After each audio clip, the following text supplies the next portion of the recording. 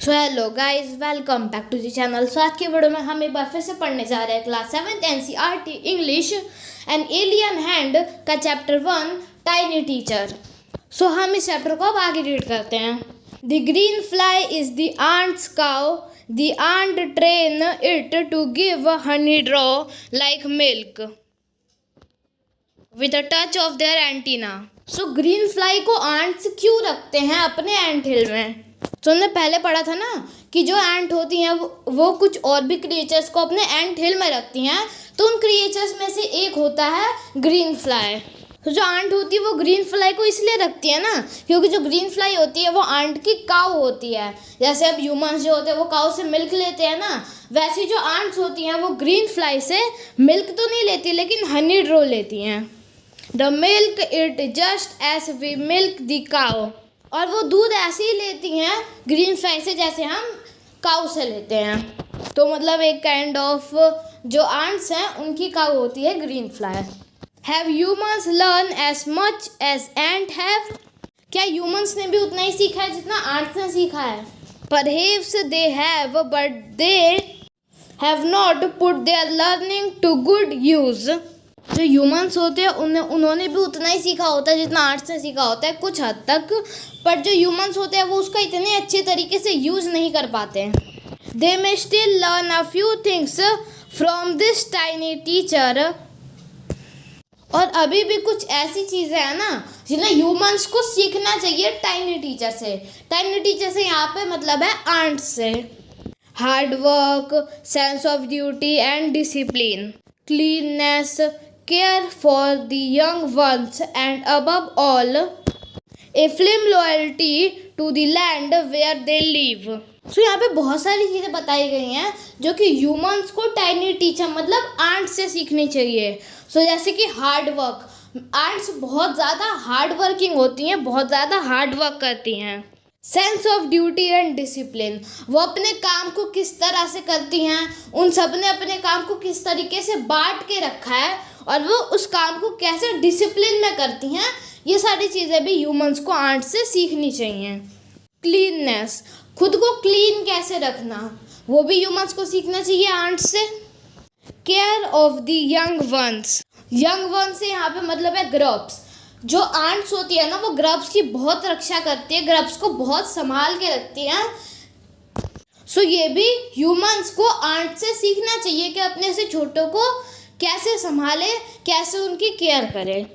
और सबसे इम्पोर्टेंट चीज़, जहाँ वो रहती हैं उस जगह के लिए लॉयल्टी। जैसे कि जो आंट्स होती है वो एंट हिल में रहती हैं, तो जितनी भी आंट्स होती है ना वो सब एंट हिल से बहुत ज़्यादा लॉयल होती हैं।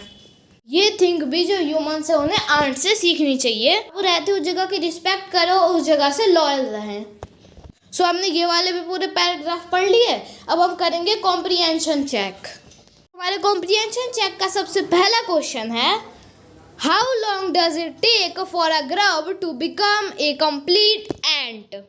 हमने पढ़ा था ना कि जो आंट होती हैं वो एग्स ले करती है, तो जब वो एग हैच होता है तो उसमें से ग्रब निकलता है। वो जो ग्रब होता है उसे कंप्लीट एंट बनने में कितना टाइम लगता है? Answer, a grub takes about 5 to 6 weeks to become a complete ant. तो जो वो ग्रब होता है ना वो कुछ 5 से 6 हफ्ते लेता है एक कंप्लीट एंट बनने में। Question number 2, why do the workers ant carry the grubs about?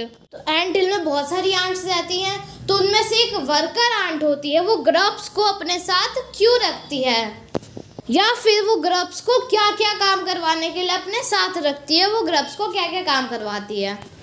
Answer, the worker ant carry the grubs about daily for exercises, airing and sunshine.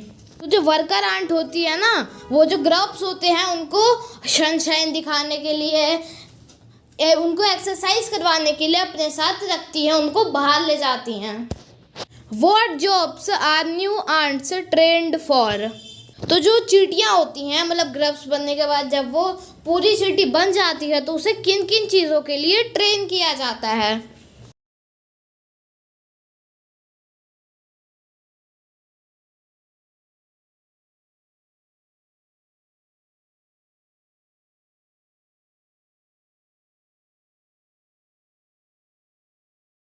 Answer. New ants are trained by the old ants on the jobs of worker, cleaner, soldier, builder, etc. जो नई ants होती है ना, वो पुरानी aunt से बहुत सारी ट्रेनिंग लेती हैं, मतलब बहुत सारी चीज़ें सीखती हैं, जैसे कि वर्कर कैसे बनते हैं, क्लीनर कैसे बनते हैं, सोल्जर कैसे बनते हैं और बिल्डर कैसे बनते हैं। ये सारी चीज़ें होती है जो कि न्यू आंट्स सीखती हैं ओल्ड आंट से। Question number 4, name some other creatures that live in ant hills. कुछ ऐसे क्रिएचर्स का भी नाम बताइए जो एंट हिल में रहते हैं। Answer. Some of the other creatures that live in ant hill are beetles, lesser breeds of ant and the green fly. So ant के अलावा ant hill में रहते हैं बीटल्स और कुछ ऐसी ants की प्रजाति जो कुछ ऐसी ants की प्रजाति जो बहुत कम हो, सो वो अपना अलग से घर बनाने की जगह जो बाकी की ants होती हैं उन्हीं के घर में रह लेती हैं, और ग्रीन फ्लाई। तो ये सारे क्रिएचर्स हैं जो एंट हिल में रहते हैं। Mention 3 things we can learn from the tiny teacher. Give reason for choosing these items. So 5th question में हमसे ये पूछा जा रहा है कि 3 ऐसी चीज़ें बताइए जो कि हम टाइनी टीचर से सीख सकते हैं, आंट से सीख सकते हैं, और वजह भी बताइए कि आपने वो क्यों सिलेक्ट किया। Answer. 3 things we can learn from the tiny teacher are sense of duty and discipline, cleanliness and loyalty to the land where they live. These lessons are necessary for the happiness and smooth working of the society. So हमें tiny teacher से sense of duty, discipline, cleanness और loyalty, जिस जगह पे हम रहते हैं, ये सब चीज़ें हमें एंट से सीखनी चाहिए। और ये सब चीज़ें हमें इसलिए सीखनी चाहिए क्योंकि इन सब चीज़ों से जो हमारी सोसाइटी है वो खुशहाली से जिएगी। तो आज की वीडियो में बस इतना ही। अगले वीडियो में हम द टाइनी टीचर की एक्सरसाइजेस करेंगे। Thank you for watching.